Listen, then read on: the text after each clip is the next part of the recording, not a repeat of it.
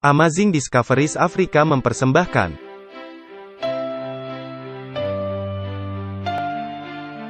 Walter Veith,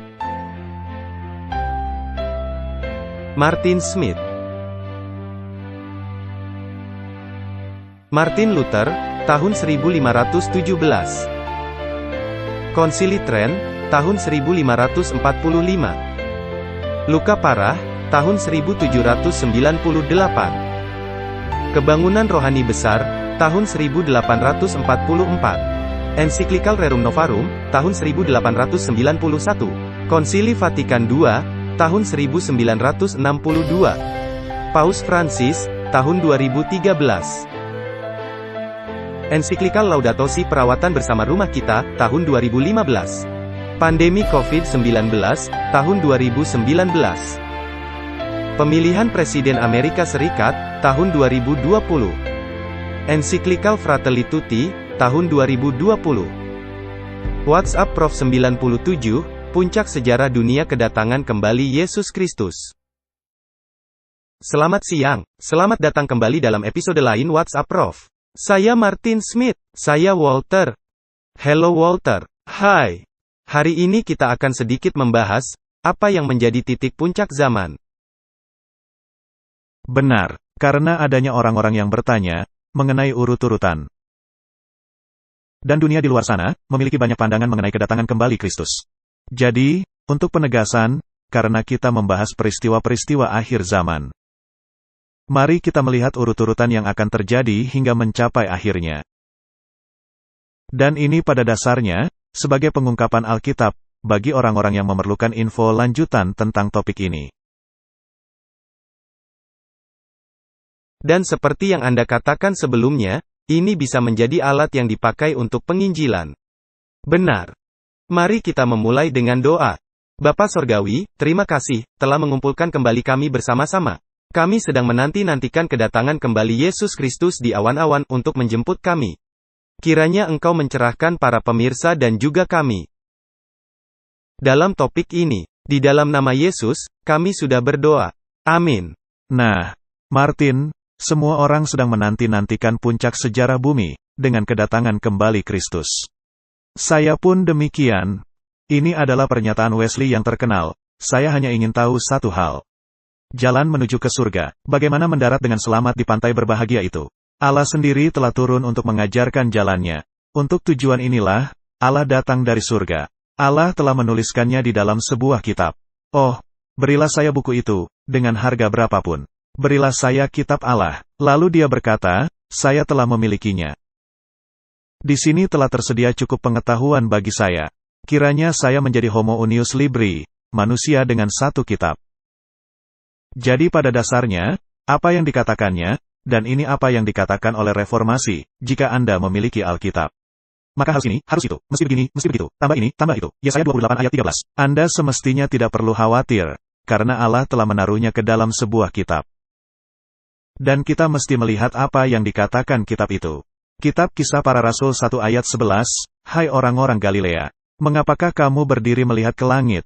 Yesus ini, yang terangkat ke sorga meninggalkan kamu, akan datang kembali dengan cara yang sama seperti kamu melihat dia naik ke sorga. Itu adalah lonceng kematian untuk paham spiritualisme.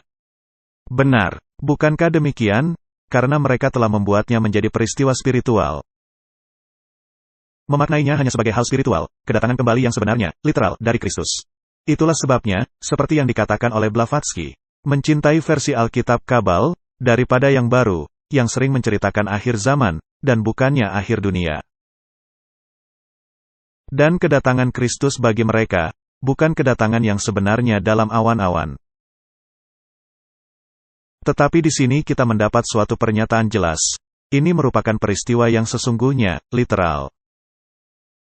Jadi kita mesti bertanya, beberapa pertanyaan, mengapa Kristus mesti datang kembali? Bagaimana cara kedatangan kembali Kristus, sehingga kita tidak menjadi bingung? Sangat penting, karena Kristus memperingatkan akan adanya Kristus-Kristus palsu. Dan setan juga akan menyamar menjadi Kristus. Benar. Jadi mengapa Kristus mesti datang kembali? Kitab Titus 2 ayat 13, dengan menantikan penggenapan pengharapan kita yang penuh bahagia dan penyataan kemuliaan Allah yang Maha Besar dan Juru Selamat kita Yesus Kristus. Nah, tata bahasa di dalam bahasa Greka yang asli menyatakan dengan sangat jelas bahwa Allah yang Maha Besar dan Juru Selamat Yesus Kristus adalah satu dan sama. Jadi ini merupakan ayat kunci lainnya yang menceritakan mengenai Yesus. Dan itu merupakan pengharapan yang diberkati, dan yang ditunggu orang banyak. Saya terpana, adanya orang-orang yang menghendaki peristiwa ini tidak terjadi. Ya, karena mereka terpaut kepada harta benda duniawi. Mereka pastinya tidak tertarik kepada pengharapan yang diberkati.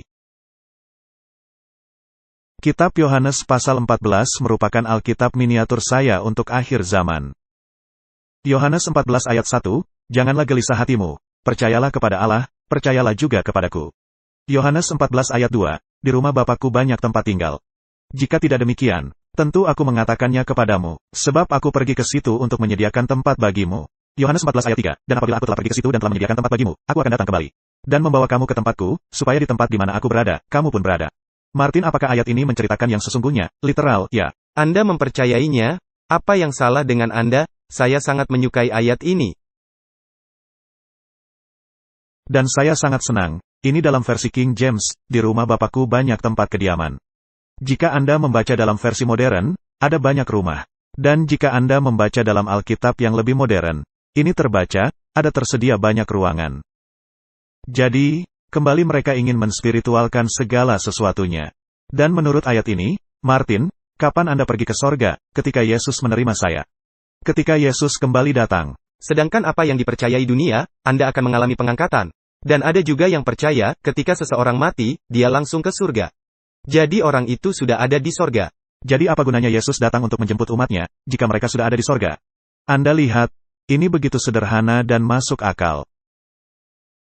Ketika Anda mengizinkan Alkitab menafsirkan dirinya sendiri.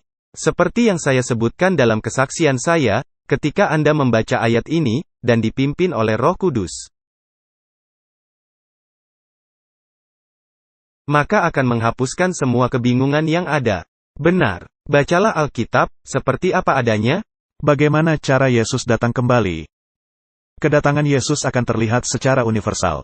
Kitab Wahyu 1 ayat 7, lihatlah, ia datang dengan awan-awan dan setiap mata akan melihat dia. Jadi, setiap mata akan melihat kedatangan Yesus, Martin. Ini menarik. Kitab Matius 24 ayat 27, sebab sama seperti kilat memancar dari sebelah timur dan melontarkan cahayanya sampai ke barat, demikian pula lah kelak kedatangan Anak Manusia. Jadi itu akan merupakan peristiwa akbar. Dan setiap mata akan melihatnya.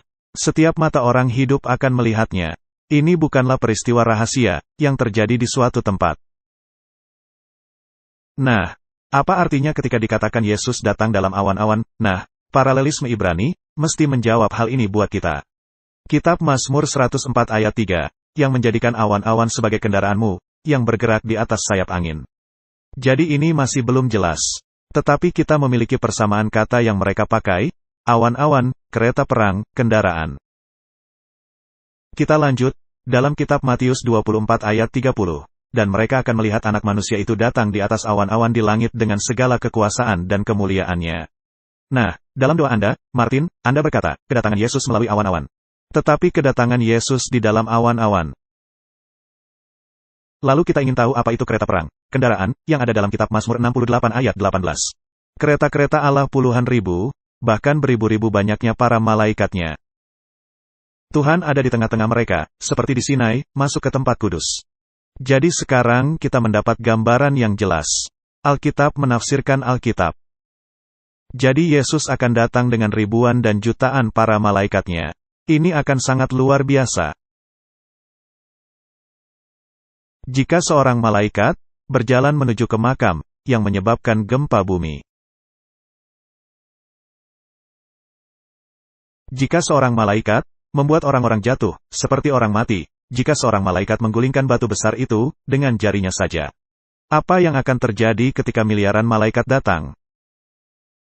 Jika seorang malaikat saja, membinasakan 185.000 serdadu Syria dalam tempo semalam saja, 2 Raja-Raja 19 ayat 35. Maka saya pikir ini di luar pemahaman kita. Ya, dan mereka mencoba menjelaskannya sebagai malapetaka merah. Kitab 2 Tesalonika 1 ayat 7, pada waktu Tuhan Yesus dari dalam sorga menyatakan dirinya bersama-sama dengan malaikat-malaikatnya, dalam kuasanya. Kitab Lukas 9 ayat 26, apabila ia datang kelak dalam kemuliaannya. Dan dalam kemuliaan Bapa dan malaikat-malaikat kudus. Itu akan sungguh luar biasa, benar. Kemuliaan Allah begitu besar, melebihi matahari. Berkali-kali lipat, tidak ada mata manusia yang tahan memandangnya, dan tetap hidup, kecuali Anda telah dipersiapkan secara khusus. Bahkan Musa, hanya sedikit mencerminkan kemuliaan Allah, dan orang-orang Israel tidak tahan memandangnya. Kitab Matius 25 ayat 31, apabila anak manusia datang dalam kemuliaannya, dan semua malaikat bersama-sama dengan dia, maka ia akan bersemayam di atas tahta kemuliaannya. Jadi Kristus tidak datang sebagai seorang juru selamat yang sederhana, juru selamat yang berkorban, melainkan dia akan datang sebagai raja di atas segala raja, dan tuan di atas segala tuan. Jadi saya pikir, sudah jelas, bagaimana Kristus akan datang secara sangat luar biasa. Tepat sekali, Kitab Wahyu 5 ayat 11, menceritakan, maka aku melihat dan mendengar suara banyak malaikat sekeliling tahta, jumlah mereka berlaksa-laksa dan beribu-ribu laksa. Nah, Alkitab tidak memakai kata juta, atau miliar, atau triliun. Tetapi jika Anda mengalihkan, ini adalah miliaran para malaikat. Hal spektakuler. Ciri lain dari kedatangan Kristus kedua kali, ini akan terdengar telinga. Kitab 1 Tesalonika 4 ayat 16, sebab pada waktu tanda diberi, yaitu pada waktu penghulu malaikat berseru dan sangkakala Allah berbunyi, maka Tuhan sendiri akan turun dari sorga. Jadi semua orang akan mendengarnya. Nah, Martin, suara itu bahkan menembus telinga orang-orang mati. Ya. Dan yang membangkitkan orang-orang itu, keluar dari kubur. Kitab Matius 24 ayat 31, dan ia akan menyuruh keluar malaikat-malaikatnya dengan meniup sangkakala yang dahsyat bunyinya. Dan mereka akan mengumpulkan orang-orang pilihannya dari keempat penjuru bumi, dari ujung langit yang satu ke ujung langit yang lain. Jadi Martin, siapa yang akan dikumpulkan? Umat-umat pilihannya. Bukan yang lainnya. Anda mesti teliti, ketika membaca Alkitab. Apa yang benar-benar dikatakan Alkitab, dan bukannya pemikiran orang tentang Alkitab. Dan bukan apa yang orang ingin katakan. Benar, jadi kita tidak tertarik kepada persamaan dinamik. Kita hanya ingin tahu, apa yang Allah katakan. Dan satu ayat yang amat penting. Yesus tidak akan menyentuh bumi. Kitab 1 Tesalonika 4 ayat 16-17, dan mereka yang mati dalam Kristus akan lebih dahulu bangkit. Sesudah itu, kita yang hidup, yang masih tinggal, akan diangkat bersama-sama dengan mereka dalam awan. Untuk menyongsong Tuhan di angkasa. Demikianlah kita akan selama-lamanya bersama-sama dengan Tuhan. Di sini ada beberapa poin. Tuhan mengirimkan para malaikatnya untuk mengumpulkan umat-umatnya, dan mereka datang menyongsong ke awan-awan. Jadi, umat yang sisa akan bergabung dengan kelompok sangat besar para malaikat. Mereka akan diangkat bersama-sama dalam awan menyongsong Tuhan di angkasa. Demikianlah kita akan selama-lamanya bersama-sama dengan Tuhan. Jadi inilah peristiwa pada kedatangan kembali Yesus. Jadi, jika Anda membaca ayat ini, apa akibatnya kepada para perkumpulan rahasia itu? Tidak ada lagi hal yang bersifat rahasia. Itulah sebabnya, Yesus memperingatkan, jika engkau mendengar, Tuhan ada di ruangan, janganlah pergi ke sana. Jika Anda mendengar kabar ini, kabar itu, janganlah pergi. Dalam kitab Matius 24 ayat 26-27, Yesus memperingatkan, jadi, apabila orang berkata kepadamu, lihat, ia ada di padang gurun. Janganlah kamu pergi ke situ, atau, lihat, ia ada di dalam bilik, janganlah kamu percaya. Sebab sama seperti kilat memancar dari sebelah timur dan melontarkan cahayanya sampai ke barat, demikian pula lah kelak kedatangan Anak Manusia. Saya pernah mendengar sebuah kisah, ketika saya sedang mengadakan ceramah di negara Swiss. Saya sedang berada di sebuah aula besar, di Zurich. Pada saat itu saya sedang memberikan ceramah mengenai pergerakan New Age, zaman baru, dan Maitreya. Saya pernah menceritakan kisah ini.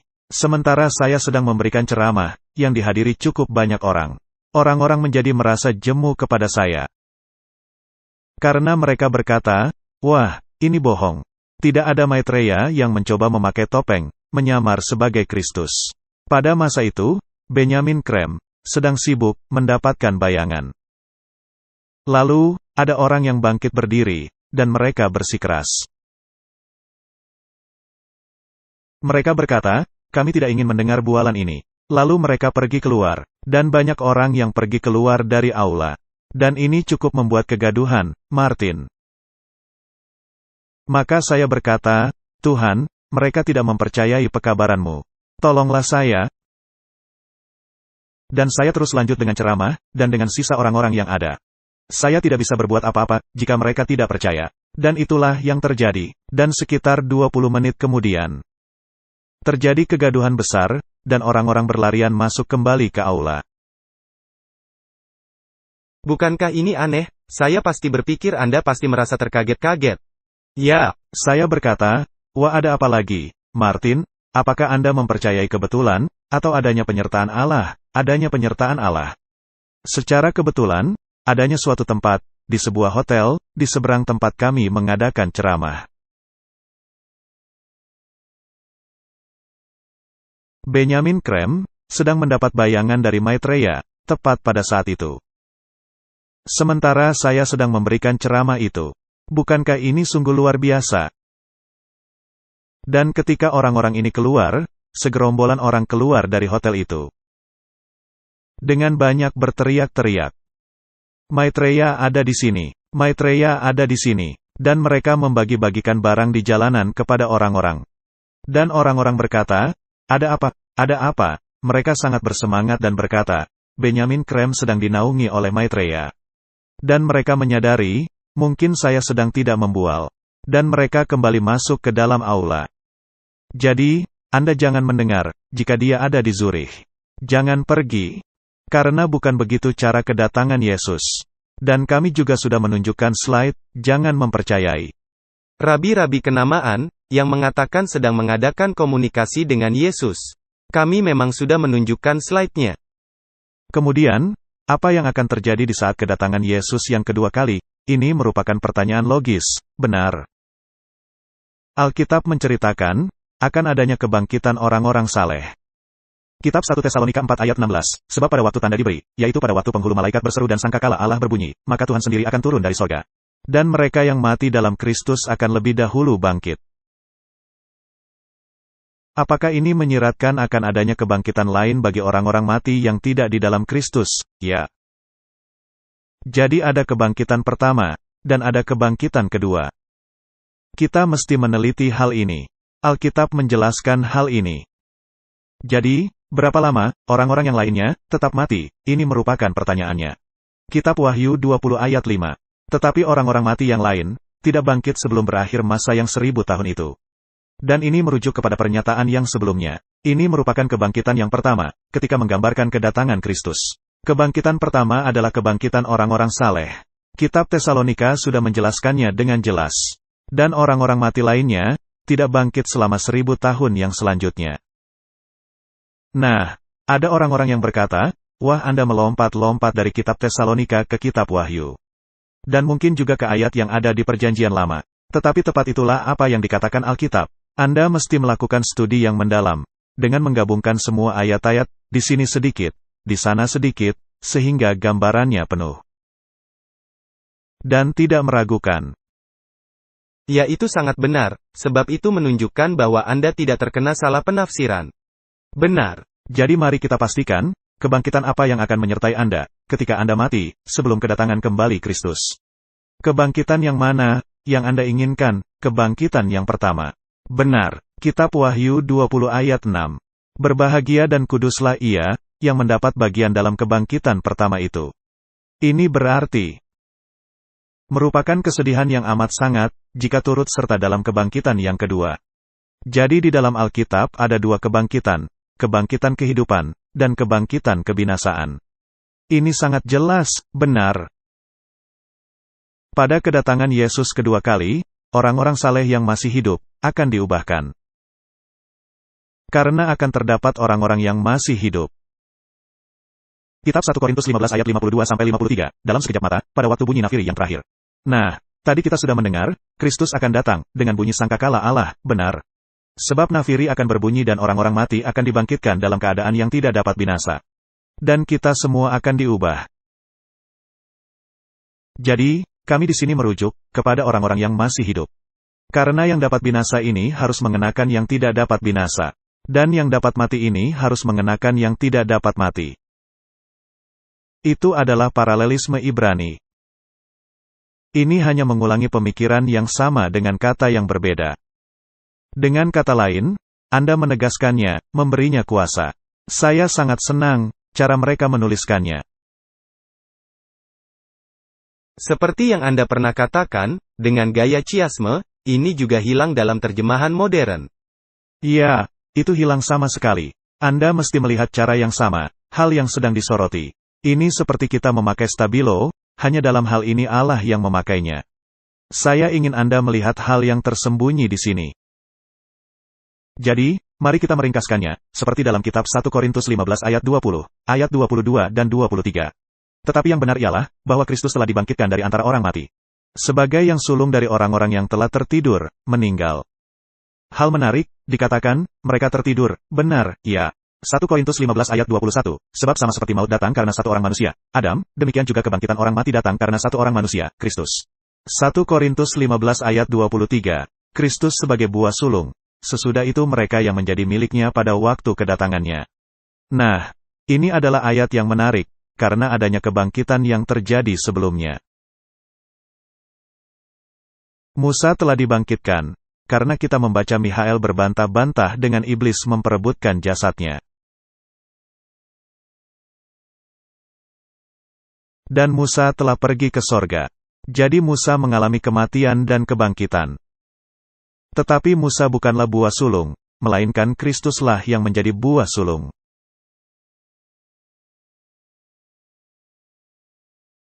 Jadi Musa mengalami kebangkitan, karena janji kebangkitan Kristus. Jika Kristus tidak dibangkitkan, maka Musa tidak mungkin bangkit. Benar. Jadi Musa merupakan perwakilan mereka yang tertidur, yang akan dibangkitkan dari kematian. Dan Nabi Elia, mewakili orang-orang yang tidak mati. Karena itu, dua orang ini, mewakili hukum dan para nabi. Mereka datang dan berbincang-bincang dengan Yesus di Gunung Pemuliaan. Lukas 9 ayat 28-30. Adalah penting untuk mengetahui bahwa Kristus adalah buah sulung. Dan dikatakan Alkitab di dalam kitab Roma, bahwa kematian berkuasa dari sejak Adam hingga ke Musa. Jadi ini menceritakan ketika untuk pertama sekali, seseorang telah dibangkitkan. Dan diberikan kehidupan kekal. Kematian berkuasa sejak dari Adam hingga ke Musa. Jadi ini merupakan ringkasan yang menarik, tetapi untuk manusia yang lainnya. Juga menjadi contoh, Henoh, adalah contoh dari dunia sebelum air bah. Di mana Allah akan menghormati janjinya. Jadi Kristus menjadi penjamin bagi manusia sebelum air bah. Musa dan Elia, sebagai manusia setelah lewat masa air bah, yang melambangkan kebangkitan di akhir zaman. Lalu adanya dua orang yang dibangkitkan pada saat kebangkitan Kristus. Mereka adalah ikut serta dalam perjalanan Kristus naik ke sorga. Benar, karena dikatakan, ketika Yesus naik ke sorga, dia membawa serta tawanan-tawanan. Dan orang-orang ini membentuk bagian dari buah sulung. Apa yang menjadi misi mereka di sorga? Alkitab tidak menceritakannya, jadi janganlah kita berspekulasi mengenai hal ini. Jadi ini membawa kita ke poin yang amat penting, yaitu, doktrin mengenai kebakaan, kekekalan, jiwa.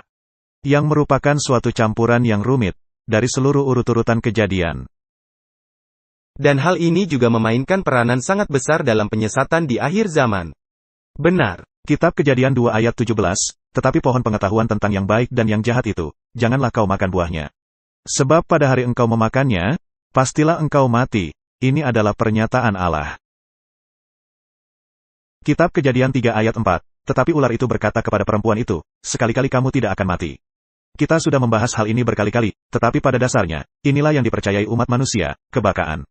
Mati, tetapi kekal. Jadi meskipun Anda mati, tetapi Anda hidup dalam kekekalan. Ya, jadi mereka suka untuk mengatakan jiwa yang akan pergi ke sorga. Tetapi malangnya bagi mereka seperti ayat Yehezkiel 18 ayat 20. Orang, jiwa, yang berbuat dosa, itu yang harus mati. Karena jiwa merujuk kepada entitas keseluruhan.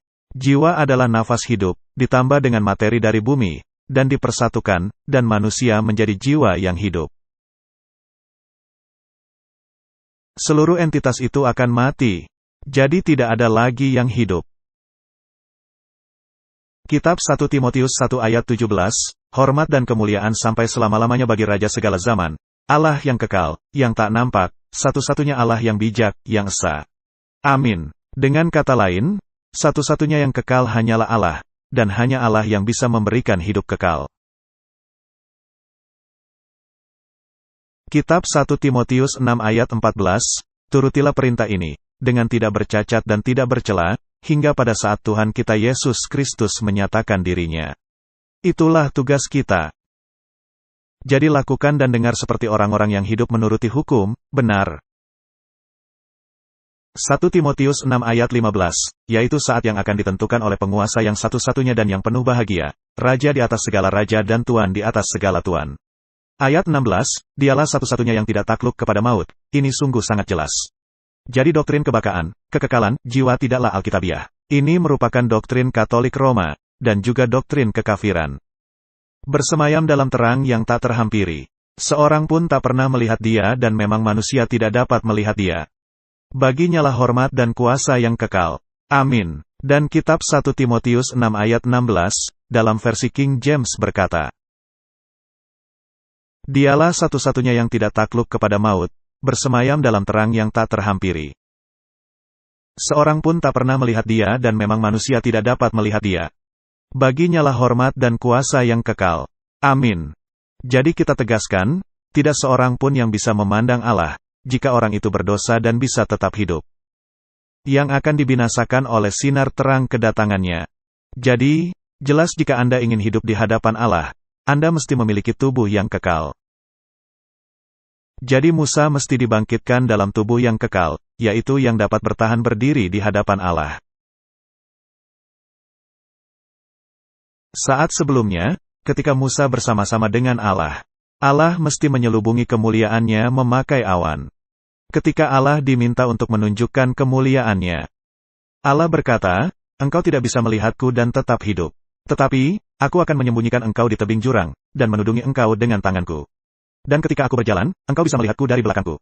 Dan bahkan tidak bisa melihatnya dari depan. Ya, jadi ini sungguh luar biasa, tidak ada manusia bisa tetap hidup, dalam keadaannya yang berdosa.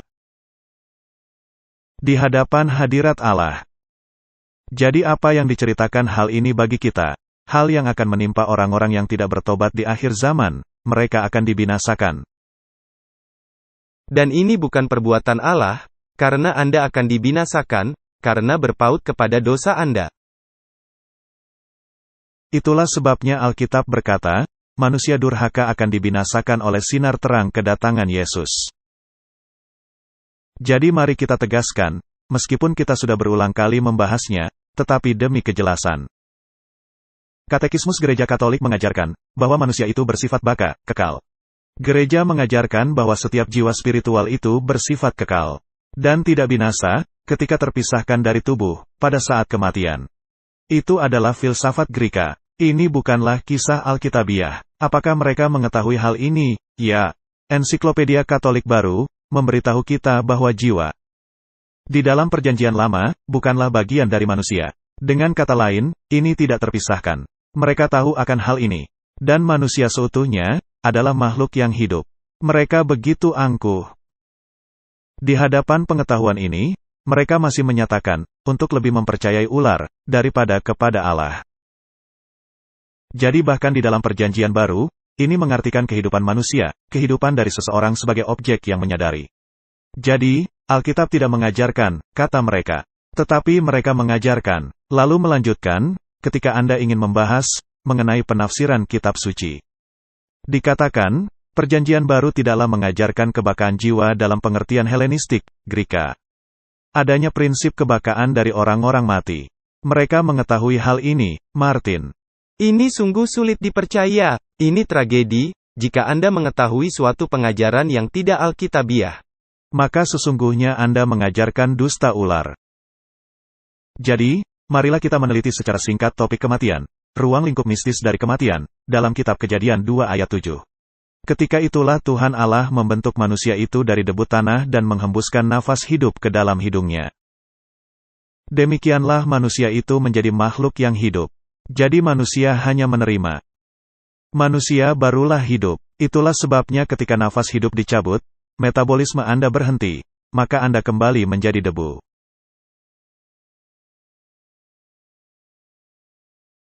Jadi debu tanah ditambah nafas hidup, menjadi jiwa yang hidup. Ini adalah definisi dari Alkitab. Kitab Daniel 12 ayat 13. Tetapi engkau, pergilah sampai tiba akhir zaman, dan engkau akan beristirahat, dan akan bangkit untuk mendapat bagianmu pada kesudahan zaman. Jadi apa yang hendak dilakukan oleh Daniel? Dia akan tertidur, lalu dia akan bangkit. Dan Alkitab New King James menyatakannya sebagai berikut, dan engkau, pergilah sampai tiba akhir zaman. Dan engkau akan beristirahat, dan akan bangkit untuk mendapat bagianmu di akhir zaman. Jadi dinyatakan dengan lebih jelas, Anda tidak langsung ke surga, pada saat kematian. Anda beristirahat, dan Anda akan menerima hidup kekal pada akhirnya. Kita melihat kitab Yohanes 11 ayat 11 yang berkata, demikianlah perkataannya, dan sesudah itu ia berkata kepada mereka, Lazarus, saudara kita, telah tertidur. Karena orang-orang berpikir, Lazarus tidur sebenarnya, ketika Yesus mengatakan hal ini. Karena Yesus berkata, Lazarus telah tertidur, tetapi aku pergi ke sana untuk membangunkan dia dari tidurnya. Maka kata murid-murid itu kepadanya, Tuhan, jikalau ia tertidur, ia akan sembuh. Yohanes 11 ayat 13, tetapi maksud Yesus ialah tertidur dalam arti mati, sedangkan sangka mereka Yesus berkata tentang tertidur dalam arti biasa. Yohanes 11 ayat 14, karena itu Yesus berkata dengan terus terang, Lazarus sudah mati. Jadi ketika Kristus membicarakan umat-umatnya, ketika mereka mati, Yesus membicarakan mereka sebagai tertidur. Mereka tidaklah benar-benar mati, mereka sedang tertidur. Di dalam Yesus, mereka hidup, tetapi secara fisik belum mencapainya. Kitab Ayub menjelaskannya di dalam Ayub 14 ayat 10 yang berkata, tetapi bila manusia mati, maka tidak berdayalah ia. Bila orang mati, menyerahkan nyawanya, ruah sama dengan nafas hidup. Di manakah ia? Jadi kata Ibrani, Gava, berarti mati, menyerahkan nyawa, binasa, menuju binasa. Nah, berapa lama mereka akan pergi? Kitab Ayub 14 ayat 12, demikian juga manusia berbaring dan tidak bangkit lagi, sampai langit hilang lenyap, mereka tidak terjaga, dan tidak bangun dari tidurnya. Nah, Alkitab mengatakan, ketika Yesus datang kembali, langit akan digulung, seperti gulungan surat. Jadi kapan peristiwa ini? Pada saat kedatangan Yesus kedua kali. Ini sangat jelas dalam kitab Ayub. Kitab Pengkhotbah 3 ayat 19. Karena nasib manusia adalah sama dengan nasib binatang. Nasib yang sama menimpa mereka, sebagaimana yang satu mati, demikian juga yang lain. Kedua-duanya mempunyai nafas yang sama, dan manusia tak mempunyai kelebihan atas binatang. Binatang mati, demikian juga manusia. Binatang mengalami metabolisme, dan ketika metabolisme itu terhenti, binatang itu mati. Hal yang sama juga terjadi kepada manusia. Jadi ini sangat jelas. Nah, Gereja Katolik Roma bersikeras untuk memilih versi ular. Ini jelas, karena mereka disebut manusia durhaka, dan mereka ingin mempertahankan, untuk berbuat dosa, yaitu pelanggaran hukum. Mereka ingin melakukannya, dan menginginkan kekekalan. Jadi mereka mendefinisikan ulang, apa yang dikatakan oleh Allah. Paus Leo X, pada hari Senin, tanggal 19 Desember tahun 1513, mengeluarkan suatu keputusan yang menyatakan, kami mengutuk dan menyalahkan semua orang yang berpendapat, bahwa jiwa yang cerdas itu fana, bisa mati. Dan mengapa Paus melakukan hal itu? Disebabkan oleh karena kaum reformator, antara lain Martin Luther, mempercayai, ketika orang mati, itu artinya orang itu tertidur. Jadi keputusan itu, ditujukan kepada hal yang dianggap bidat. Dari orang-orang yang menyangkal kekekalan jiwa. Dan yang memegang teguh kekekalan manusia, hanya berdasarkan persyaratan. Jadi manusia hanya bersifat kekal, jika menuruti suatu persyaratan. Jadi Paus sangat menentang hal ini, dan menganggap Anda seorang bidat, jika Anda mempercayai hal ini. Benar. Dan Martin Luther, membuat pernyataan berikut. Kita mesti memandang kematian kita dengan terang yang benar. Sehingga kita tidak mesti terkejut, karena hal ini, seperti yang dilakukan oleh orang-orang tidak percaya. Karena di dalam Kristus, ini memang bukan benar-benar mati. Melainkan hanya sekedar tidur nyenyak, manis dan singkat saja, yang melepaskan kita dari lembah air mata. Dari dosa, dan dari rasa ketakutan dan dari kematian yang sesungguhnya. Dan dari semua kemalangan yang ada dalam kehidupan ini. Dan kita akan merasa aman dan tidak khawatir, beristirahat dengan nyaman untuk waktu singkat, sama seperti di atas sofa. Hingga tiba di saat, ketika Tuhan akan membangkitkan kita semua, bersama-sama semua anak-anaknya yang dikasihi, untuk mendapatkan kemuliaan dan sukacita abadi. Jadi, apakah hal yang dipercayai Martin Luther, apakah selaras dengan Alkitab? Ya. Dan ini kedengarannya sangat manis, suatu hal yang kita mesti tidak merasa patah semangat. Jadi Martin, bagaimana dengan semua kisah-kisah mengenai penampakan hantu, di mana orang berbicara kepada roh? Disinilah, masuknya penyesatan itu. Benar. Ini merupakan hal yang sangat menakutkan. Nah, jika orang mati tidak tahu apa-apa, lalu siapa yang berbicara kepada Anda, ketika hal itu terjadi? Pasti dari hal spiritual. Dan apakah ini suatu perwujudan dari Allah? Bukan. Dan Allah melarang komunikasi dengan orang mati, ya. Karena Allah tahu ini akan membawa orang ke jalan menuju kebinasaan.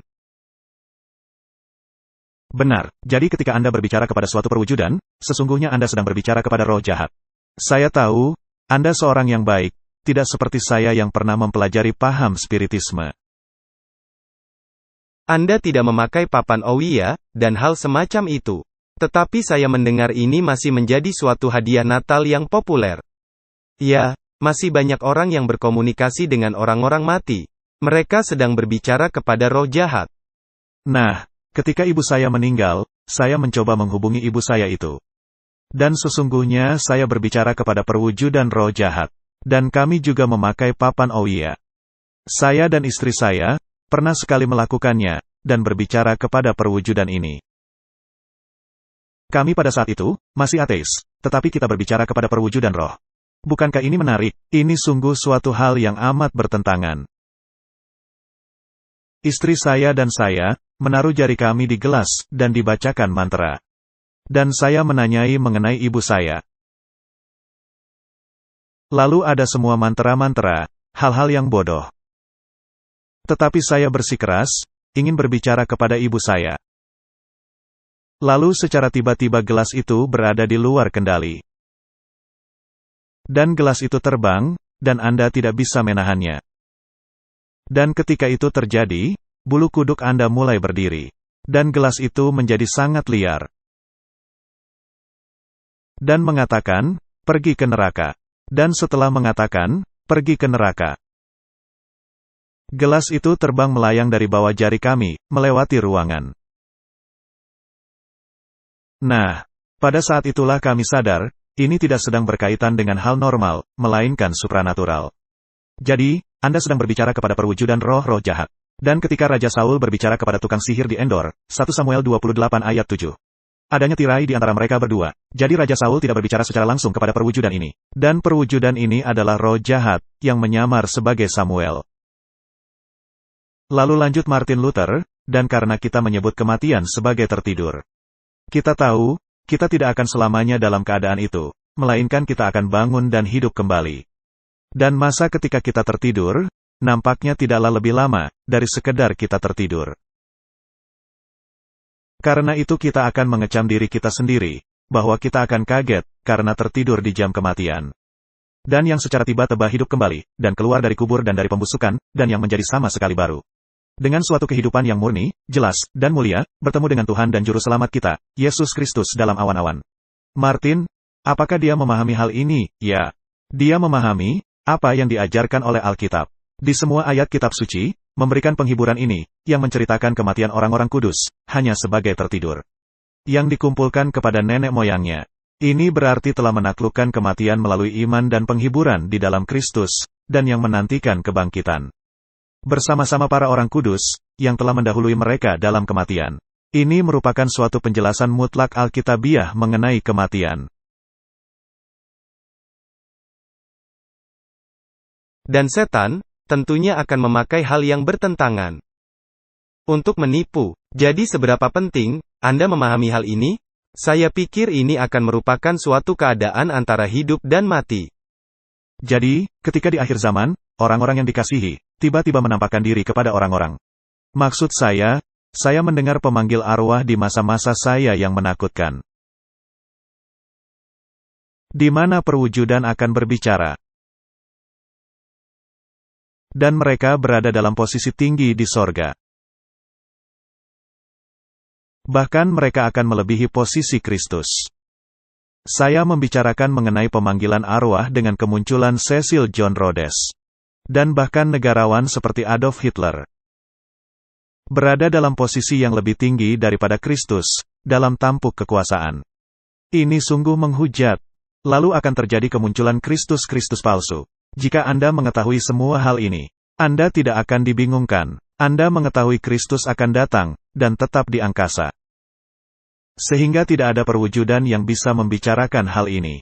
Little Light Studios pernah mengadakan suatu wawancara dengan seseorang yang pernah terlibat dalam hal ini, maka saya cantumkan linknya. Bagus. Dan ada hal lain, saya teringat ketika Anda membahas mengenai UFO. Yang juga ada kaitannya dengan hal ini. Jelas sekali. Little Light Studios juga memiliki dokumenter bagus tentang hal ini, dan saya akan cantumkan linknya. Jadi semua ini membentuk skenario akhir zaman. Kita mesti mewaspadai penipuan ini yang terjadi di akhir zaman. Topik mengenai makhluk yang muncul memakai kendaraan luar angkasa. Dan perwujudan yang terjadi, ketika mereka muncul, ada yang sangat mirip, yang bisa ditemui di beberapa gereja Pantekosta. Mereka mulai berbicara dalam bahasa lidah, mulai berguling-guling, dan semua hal ini. Dan ini merupakan keadaan mengalami hipnotis. Dan ini merupakan perwujudan roh, yang menyamar menjadi makhluk lainnya. Jadi, jika Anda mengetahui hal-hal ini, Anda tidak akan tersesatkan. Nah, Martin Luther, bukanlah satu-satunya orang yang memahami hal ini. Penerjemah Alkitab, William Tyndale, juga memahami hal ini.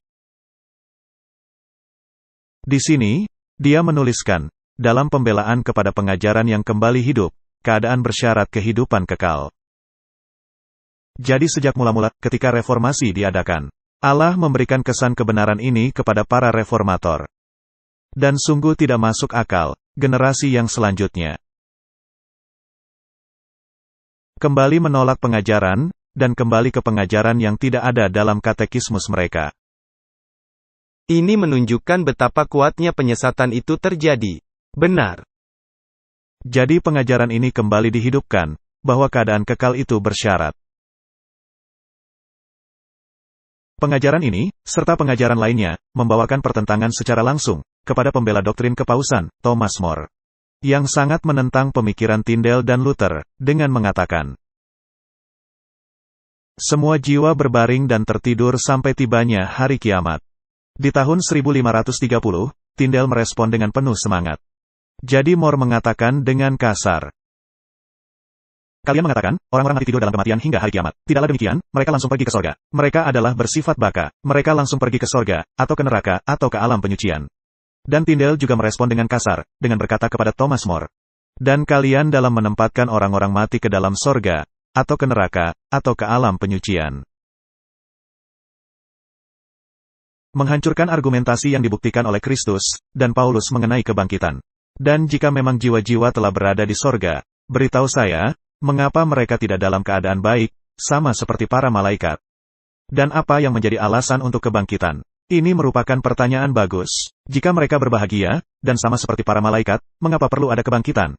Ini hanya buang-buang waktu saja, benar, ya. Tyndale bahkan lanjut dengan debatnya, menunjukkan bahwa pengajaran kepausan bertentangan dengan pengajaran Rasul Paulus. Nah, Paulus, engkau belum belajar. Di sini Tyndale sedang bersifat kasar, pergilah kepada Tuan More, dan belajar kepadanya. Kami bukanlah orang yang paling sengsara, meskipun kami tidak kembali bangkit, karena jiwa kami langsung pergi ke sorga pada saat kematian. Dan berada di sorga dalam sukacita besar, sama seperti Kristus yang kembali bangkit. Dan saya merasa heran, mengapa Rasul Paulus tidak menghiburkan orang-orang Tesalonika dengan pengajaran ini, jika dia telah mengetahui mengenai hal itu. Bahwa jiwa-jiwa orang mati akan kembali bangkit. Jika jiwa-jiwa itu telah berada di sorga, dan mengalami pemuliaan sama seperti para malaikat, seperti pengajaranmu itu, maka tunjukkan kepada saya, apa perlunya ada kebangkitan. Jadi mereka memahaminya, Martin. Dan jika Anda pergi ke agama Katolik, maka Anda akan melihat Konsili Tren memutuskan bahwa di dalam alam pensucian, purgatori, jiwa-jiwa hanya bisa menghapuskan hutang-hutang dosa mereka, melalui penderitaan saja. Jadi tidak ada keselamatan dalam iman. Tidak ada penghisaban, penerapan kebenaran Kristus. Anda mesti diselamatkan oleh perbuatan Anda saja, bahkan di dalam kematian. Jadi, Martin, ketika Anda melihat mobil kecil ini dengan tulisan, berkarat dalam damai. Maka benarlah keadaannya demikian, sedang berkarat dalam damai. Tetapi ini tidak akan bangkit. Sedangkan orang-orang yang beristirahat dalam damai, mereka akan bangkit. Jadi, ketika kebangkitan dari kematian itu terjadi Martin, itu akan merupakan hari yang penuh sukacita, tetapi Anda haruslah lebih dahulu dihakimi, sebelum peristiwa itu, benar, ya. Jadi, ketika Kristus datang, dan membangkitkan Anda dari kematian, maka pastilah Kristus telah menghakimi Anda. Itu adalah penghakiman penyelidikan, dan ini terjadi di sorga. Ini Alkitabiah, tetapi ada banyak orang yang berkata, wah, ini tidak Alkitabiah. Tetapi jika Kristus membawa pahalanya dengan keputusannya, maka jelas, penyelidikan ini harus terjadi sebelumnya. Ini bisa diterima akal. Dan ketika orang-orang tidak memahami hal ini, sungguh sulit dipercaya. Dan Kristus akan membalas semua orang sesuai segala perbuatannya. Maka ini menyiratkan akan adanya penghakiman. Kitab Roma 2 ayat 7, yaitu hidup kekal kepada mereka yang dengan tekun berbuat baik. Mencari kemuliaan, kehormatan dan ketidakbinasaan, dan hidup kekal. Jadi ada hal yang mesti Anda lakukan, agar mencapainya. Dalam kitab 1 Korintus 15 ayat 51, sesungguhnya aku menyatakan kepadamu suatu rahasia. Adanya suatu urut-urutan yang sangat menarik, dalam pasal 15, kitab 1 Korintus. Mulai ayat 51, aku menyatakan kepadamu suatu rahasia, kita tidak akan mati semuanya, tetapi kita semuanya akan diubah. Dengan kata lain, akan adanya kebangkitan, dan orang-orang yang masih hidup, akan diubahkan, dalam waktu yang bersamaan. Ya, 1 Korintus 15 ayat 52, dalam sekejap mata, pada waktu bunyi nafiri yang terakhir.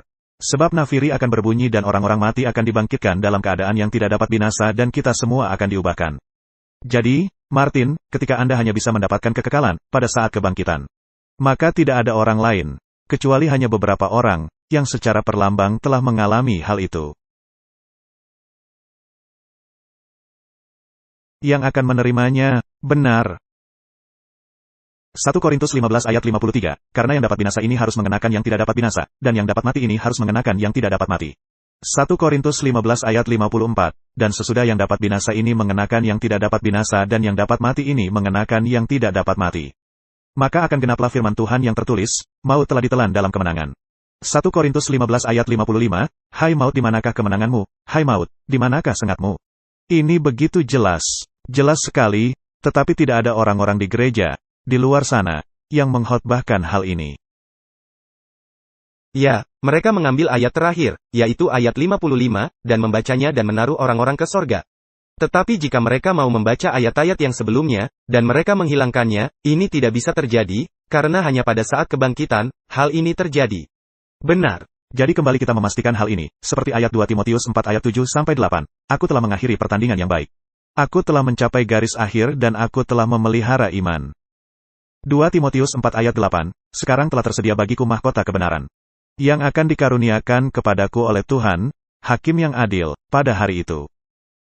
Tetapi bukan hanya kepadaku, melainkan juga kepada semua orang yang merindukan kedatangannya. Pada hari itu, apakah itu pada hari kematian, atau pada kedatangan Yesus kedua kali? Pada kedatangan Yesus kedua kali. Tepat sekali, ini begitu jelas di dalam kitab suci. Dan ini merupakan kelegaan luar biasa. Ketika ayah saya meninggal dunia, saya mengalami pengalaman sangat janggal. Saya sendirian di ranjang rumah sakit ayah saya, pada malam dia meninggal dunia. Dan nafasnya semakin pendek, dan pada akhirnya dia meninggal. Dia berhenti bernafas. Dan Martin, ketika ayah saya itu berhenti bernafas, dia tiba-tiba bangun, dan duduk di tempat tidurnya, dengan lengan terbuka lebar, seolah-olah dia sedang menyambut seseorang. Dan saya mengalami perasaan yang sangat janggal. Dan ketika saya menyetir mobil, pulang ke rumah, dari rumah sakit malam itu. Dan saya menyadari, akan adanya perwujudan yang menyertai saya di dalam mobil. Ini merupakan suatu peristiwa yang sangat janggal. Ingat, pada masa itu saya sangat mendalami spiritualisme. Saya pulang ke rumah. Saya masuk dan duduk di sebuah kursi, di ruang tamu. Pintu sedang tertutup, dan secara tiba-tiba gorden terbuka. Nah, itu sangat menakutkan, ketika terjadi. Tetapi dalam ketidaktahuan saya pada dasarnya berkata, "Selamat tinggal." Kepada perwujudan ini, dengan saya meyakini bahwa itu adalah roh dari mendiang ayah saya. Nah, siapa yang membuat perwujudan itu? Untuk pembelajaran saya, setan. Dan apakah setan melakukan hal ini di seluruh dunia? Ya. Dan apakah setan memakai film-film untuk menyebarluaskan hal ini? Ya, terus-menerus. Ini merupakan kartu as setan. Itulah sebabnya, kita mesti mengakar kuat kepada kitab suci, untuk memahami semua hal ini. Ini begitu penting, seperti kata Anda, ini merupakan kartu as. Ini merupakan cara yang dipakai setan. Karena ini sangat berdampak kepada emosi Anda. Jika berkaitan dengan orang mati, dan ada keinginan kuat dalam diri Anda, untuk berkomunikasi dengan mereka. Itu yang menjadi alasan mengapa saya ingin berbicara kepada mendiang ibunda saya.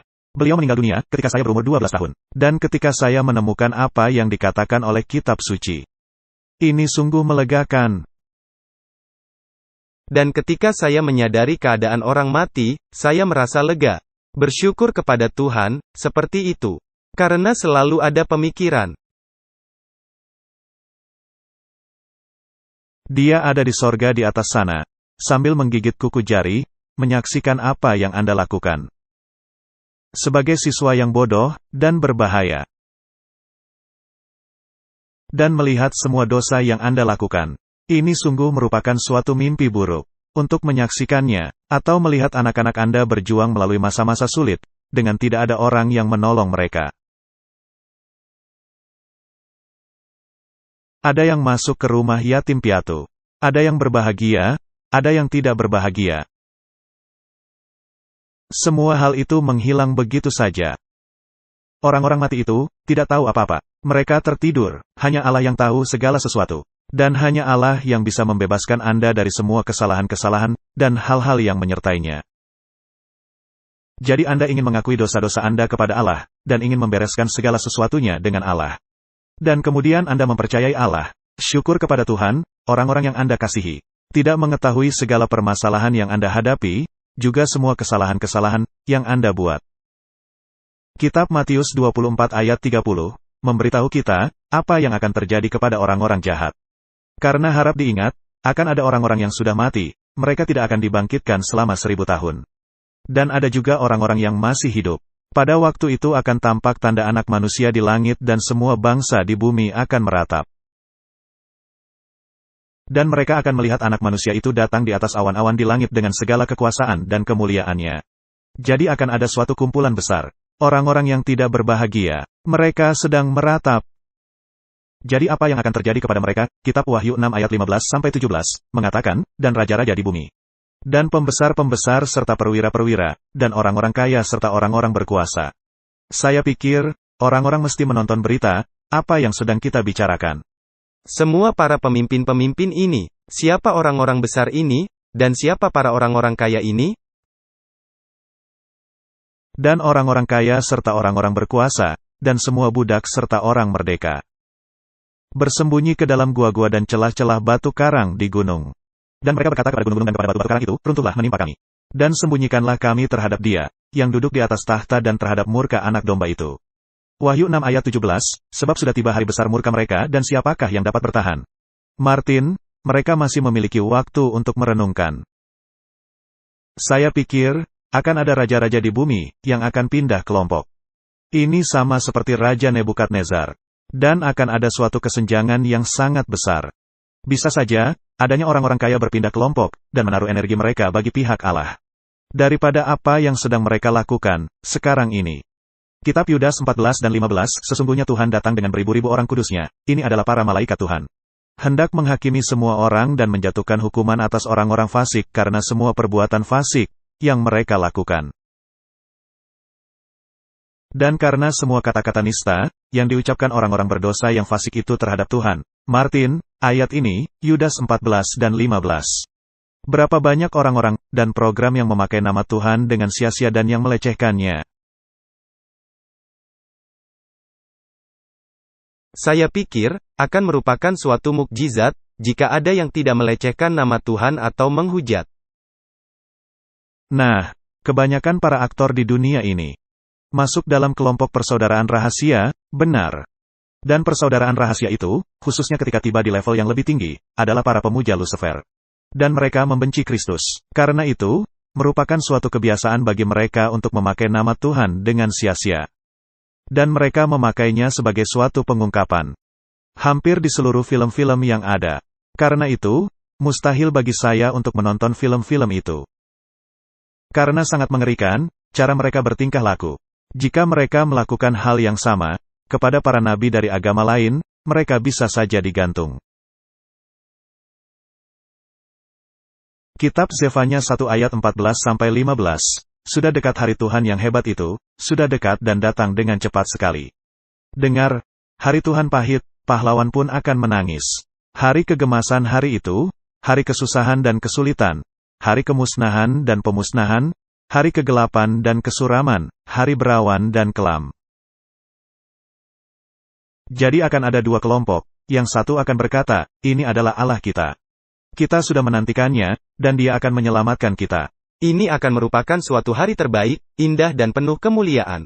Dan bisa menjadi hari terburuk, yang pernah ada, bagi kelompok yang lainnya. Kitab 2 Tesalonika 2 ayat 8, pada waktu itulah si pendurhaka baru akan menyatakan dirinya, tetapi Tuhan Yesus akan membunuhnya dengan nafas mulutnya. Dan akan memusnahkannya, dengan sinar terang kedatangannya. Ini merupakan ayat yang sangat menarik. Anda tidak akan tahan berdiri di hadapan Allah, dengan sinar terang kemuliaannya, jika Anda manusia durhaka dan berdosa.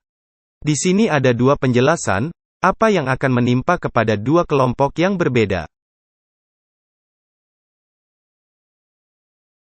Tetapi hal yang menyedihkan, untuk dua kelompok tersebut, adalah atas pilihan mereka sendiri. Ini adalah pilihan mereka. Jika Anda berpaut kepada dosa, maka Anda akan dimusnahkan bersamanya. Jadi ini akan merupakan akhir menyedihkan dan akhir berbahagia. Ini merupakan pilihan Anda sendiri. Benar. Nah, apa yang keluar dari mulut Tuhan, manusia bukan hanya hidup oleh roti saja, melainkan dengan setiap firman yang keluar dari mulut Allah. Matius 4 ayat 4. Benar. Jadi mereka akan dihakimi oleh firman dan oleh hukum Allah. Ini yang menjadi standar. Dan kitab Yeremia 25 ayat 33, menegaskan, maka pada hari itu akan bergelimpangan orang-orang yang mati terbunuh oleh Tuhan dari ujung bumi sampai ke ujung bumi. Mereka tidak akan diratapi, tidak akan dikumpulkan dan tidak akan dikuburkan. Mereka akan menjadi pupuk di ladang. Jadi dari mana adanya pemikiran milenium temporal, di mana semua orang akan bertobat, ini tidak akan terjadi. Ini tidak alkitabiah. Jadi dengan kata lain, orang-orang itu tidak diratapi, tidak dikumpulkan, dan tidak dikuburkan. Karena orang-orang saleh, yang masih hidup sudah pergi, dan yang lainnya sudah mati. Jadi mereka akan seperti pupuk kompos di tanah. Ini adalah kenyataan. Nabi Zefanya menceritakan betapa menyeluruhnya kebinasaan yang akan terjadi ini. Aku akan menyapu bersih segala-galanya dari atas muka bumi, demikianlah firman Tuhan. Aku akan menyapu manusia dan hewan, aku akan menyapu burung-burung di udara dan ikan-ikan di laut. Aku akan merebahkan orang-orang fasik dan akan melenyapkan manusia dari atas muka bumi, demikianlah firman Tuhan. Jadi, apa yang akan terjadi kepada dunia binatang? Tidak ada. Tidak ada satupun yang hidup. Jadi bumi ini akan kembali kepada keadaannya yang mula-mula, abusos. Abis, yang artinya lubang yang sangat dalam, di mana roh Allah melayang-layang di atasnya. Benar. Nah, untuk memastikannya, mari kita melihat kitab Mazmur 110 ayat 5-6. Tuhan ada di sebelah kananmu, Ia meremukkan raja-raja pada hari murkanya. Ia menghukum bangsa-bangsa, sehingga mayat-mayat bergelimpangan. Ia meremukkan orang-orang yang menjadi kepala di negeri luas. Nah, apa kata ayat ini mengenai para pemimpin dunia di hari-hari terakhir? Mereka akan dibinasakan bersama-sama manusia durhaka. Martin, saya sudah meneliti semua peristiwa-peristiwa, semua tirani yang sedang berlangsung di seluruh dunia. Bagaimana raja-raja dunia menindas rakyatnya, menyuruh mereka memasuki kam-kam, dan memperlakukan mereka secara tidak manusiawi. Saya sedang meneliti statistik, bagaimana orang-orang terdampak kepada prosedur yang sedang diterapkan sekarang ini. Orang-orang sedang sekarat, berapa banyak anak yang dilahirkan cacat? Berapa banyak bayi yang tidak dilahirkan? Penderitaan di dunia ini sungguh luar biasa. Dan seperti yang Anda katakan, semua ini diterapkan oleh orang-orang besar. Jadi saya bertanya-tanya, apakah mereka menyadari apa yang akan menimpa? Apakah mereka melakukannya karena mereka tersesatkan, ataukah karena mereka merasa yakin? Saya pikir, mereka haruslah diyakinkan. Dan mesti melihat apa yang sedang menimpa dunia ini. Dan mereka mesti bertanya kepada diri mereka sendiri, apakah kami sedang menangani dengan benar para warisan Allah, di mana Tuhan telah mati buat mereka? Kitab Yeremia 4 ayat 23-28. Aku melihat kepada bumi, ternyata campur baur dan kosong. Dan melihat kepada langit, tidak ada terangnya. Jadi semua ini terjadi karena langit telah digulung, seperti gulungan surat, benar. Aku melihat kepada gunung-gunung, ternyata goncang, dan seluruh bukit pun goyah. Aku melihat, ternyata tidak ada manusia. Dan semua burung di udara sudah lari terbang. Jadi tidak ada lagi burung-burung. Aku melihat, ternyata tanah subur sudah menjadi padang gurun, dan segala kotanya sudah runtuh di hadapan Tuhan, di hadapan murkanya yang menyala-nyala. Sebab beginilah firman Tuhan, seluruh negeri ini akan menjadi sunyi sepi, tetapi aku tidak akan membuatnya habis lenyap. Karena hal ini bumi akan berkabung, dan langit di atas akan menjadi gelap, sebab aku telah mengatakannya. Aku telah merancangnya, aku tidak akan menyesalinya dan tidak akan mundur daripada itu. Jadi ini adalah hal yang akan terjadi pada waktu kedatangan Kristus kedua kali. Segala sesuatu dibinasakan, tetapi belum akan berakhir. Akan ada peristiwa yang terjadi di sorga, kemudian akan ada kedatangan Kristus ketiga kali. Untuk menjadi puncak peristiwa dari semua hal-hal ini, Alkitab jelas menyatakan, akan adanya kota-kota yang diruntuhkan. Dan orang-orang jahat yang masih hidup, akan dibinasakan pada waktu kedatangan Kristus kedua kali. Dengan kata lain, tidak ada pengangkatan rahasia. Tidak mungkin, khususnya ketika Anda membaca ayat Yeremia ini. Jadi segala sesuatu yang mereka katakan mengenai pengangkatan rahasia berasal dari pengajaran Jesuit. Para penganut paham dispensasi, pembagian waktu. Dan kita telah mengalami perkembangan pengajaran ini, yang keluar dari kandang Jesuit, dan dari Roma. Dan yang menyusup ke dalam dunia, dan para kaum Injili, tidaklah mengajarkan doktrin Alkitabiah, melainkan doktrin Jesuit. Kita membaca dalam kitab 2 Tesalonika 1 ayat 6-7, sebab memang adil bagi Allah untuk membalaskan penindasan kepada mereka yang menindas kamu. Dan untuk memberikan kelegaan kepada kamu yang ditindas, dan juga kepada kami, pada waktu Tuhan Yesus dari dalam sorga menyatakan dirinya. Bersama-sama dengan malaikat-malaikatnya, dalam kuasanya, ini sungguh ayat yang indah. Suatu hari pembalasan akan datang. Dan jika Anda ingin mendapat pembalasan silahkan pilih. Tetapi jika Anda ingin mendapat perhentian bersama umat-umat Allah, maka carilah pilihan yang lainnya. Kitab Wahyu 20 ayat 1-2, berkata, Lalu aku melihat seorang malaikat turun dari sorga. Memegang anak kunci jurang maut dan suatu rantai besar di tangannya. Wahyu 20 ayat 2, ia menangkap naga, si ular tua itu, yaitu iblis dan Satan. Dan ia mengikatnya 1000 tahun lamanya. Jadi, Martin, untuk selama 1000 tahun, iblis dirantai di bumi, di dalam pengertian tidak adanya manusia lagi. Untuk dibuat bingung, atau untuk disesatkan. Ya, semua orang sudah mati. Dan setan duduk di bumi yang sudah hancur lebur. Dan dia hanya bisa merenungkan, apa yang telah diperbuatnya. Jadi setan dirantai oleh keadaan lingkungan, selama 1000 tahun lamanya. Kitab Mazmur 68 ayat 7 berkata, Allah memberi tempat tinggal kepada orang-orang sebatang kara. Ia mengeluarkan orang-orang, yang diikat memakai rantai, tetapi pemberontak-pemberontak tinggal di tanah yang gersang. Nah, apakah ini rantai spiritual, rantai keadaan lingkungan, atau rantai yang sebenarnya, rantai keadaan lingkungan? Tepat sekali, Jadi dengan cara yang sama, iblis dirantai oleh suatu keadaan lingkungan. Jadi ini yang akan terjadi pada masa milenium, 1000 tahun. Mil, annus, berarti 1000 tahun. Jadi untuk selama 1000 tahun. Orang-orang jahat yang sudah mati, tidak akan dibangkitkan. Mereka akan dibiarkan mati selama 1000 tahun, kata Alkitab. Semua binatang-binatang, semua kota-kota, segala sesuatunya sudah dibinasakan. Orang-orang saleh telah berjumpa dengan Tuhan di angkasa, dan mereka telah pergi. Dan orang-orang mati yang tidak di dalam Kristus, akan tetap mati. Dan hanya iblis dan para malaikatnya akan diikat di bumi, oleh rantai keadaan lingkungan. Jadi, Martin, pada dasarnya, ini merupakan kesimpulan, benar, ya. Nah, ketika Alkitab membicarakan mengenai peperangan Armageddon, apa yang dimaksudkannya? Ketika Alkitab membicarakan mengenai peperangan Gog dan Magog, apa yang dimaksudkannya? Bagaimana kita bisa mencocokkan semua ini dengan kitab suci? Jadi secara ringkasnya, peperangan Armageddon adalah peperangan yang terjadi ketika Kristus datang kembali. Kristus akan berperang melawan raja-raja bumi, dan terhadap semua orang-orang yang tidak bertobat, dan mereka semua dibinasakan oleh cahaya terang kedatangannya. Dan dengan peristiwa puncak, dari malapetaka yang ke-7. Tetapi saya pikir, kita mesti membahas topik itu, dalam cara yang lebih mendalam. Dan yang membahas, peperangan apa yang akan terjadi ini. Dan menggambarkan Armageddon. Dan menggambarkan apa yang terjadi selama waktu 1000 tahun, dan menggambarkan apa yang terjadi dalam peperangan Gog dan Magog.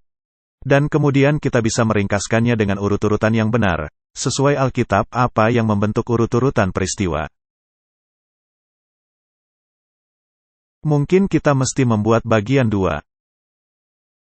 Dan melanjutkan diskusi ini, dalam pembahasan yang lainnya. Ya, itu akan sangat bagus. Baiklah, mari kita berdoa. Bapa Sorgawi, kedatangan Kristus kedua kali, akan menjadi peristiwa yang penuh kemuliaan. Tetapi yang juga akan merupakan peristiwa tragis. Yang kemungkinan, bagi sejumlah besar umat manusia. Maka karena itu, adalah amat penting, kami mengetahui urut-urutan peristiwa. Dan juga memahami apa yang menjadi peranan kami. Yaitu dengan mengakui dosa-dosa kami, dan meninggalkan dosa-dosa kami. Dan yang menuntut kebenaran Kristus. Karena pembenaran oleh iman. Merupakan paspor besar, yang kami perlukan, dan pengudusan, merupakan jalan kami menuju sorga.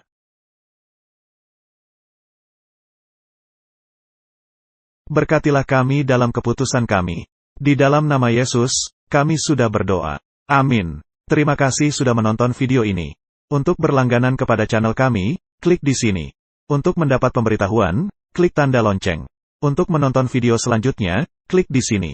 Terima kasih, dan sampai bertemu kembali.